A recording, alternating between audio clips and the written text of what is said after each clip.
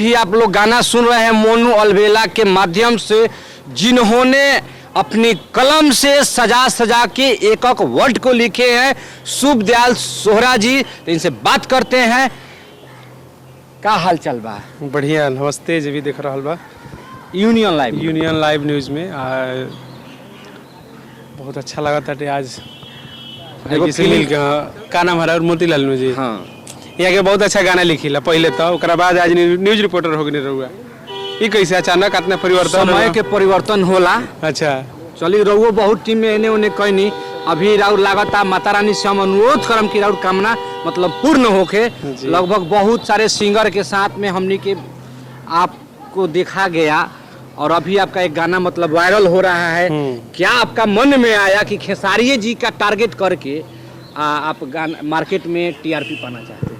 नहीं, अच्छा लगा, दिमाग में आया कि पहले मैं उस गाने को लिखा था कि नाचे बोले मैं निरहुआ स्टाइल में। अच्छा। फिर अचानक मोनू भाई के जब सोचा ना कि मोनू भाई गाएंगे ना तो खेसारी अच्छा लगेगा इसमें, तो हम खेसारी भैया का नाम डालकर उसमें और बनाए, उसको कंपोजिशन किए और जाके आर्या जी के स्टूडियो में, और मोनू भाई गाए और शिल्पी गाई, तो एकदम गाना में चार चांद लग गया।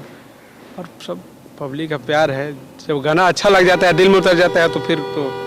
आपने किन किन सिंगरों का अभी तक ले गीत लिख चुके हैं? खेसारी भैया का लिखे हैं, प्रमोद प्रेमी जी के लिए भी लिखे हैं, लगभग सारे सिंगर का, एक पवन सिंह को छोड़कर रितेश पांडे जी को, बाकी सारे लोग गा ही दिए हैं गाना मेरा। और प्रयास कर रहा है आदमी कि रोज सीखना है इस लाइन में।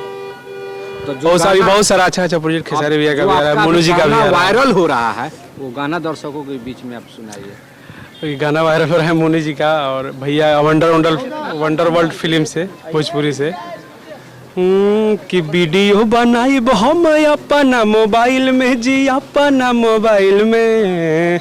अरे नचाए वाला मुआ हाय हाय हाय, अरे नचाए वाला मुआ खेसारी स्टाइल में, नचाए वाला मुआ खेसारी स्टाइल में।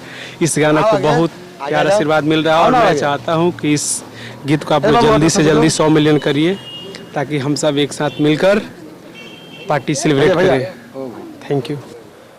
हर वीडियो बनाइब हम अपना मोबाइल में, हर वीडियो बनाइब हम अपना मोबाइल में। हरे नाचाए बलमुआ आए हाय हाय, हरे नाचाए बलमुआ खेसारी स्टाइल में। ये काफ़ी प्यारा आशीर्वाद मिल रहा है। गीतकार हमारे शुभ दयाल सोहरा भाई हैं और कंपनी के ओनर वंडर वर्ल्ड से रिलीज हुआ है जय भाई, और बहुत ही अच्छा गाइए शिल्पी जी, और काम हमारे वीडियो में की है काजल राज जी। सबको दिल से धन्यवाद, सबको दिल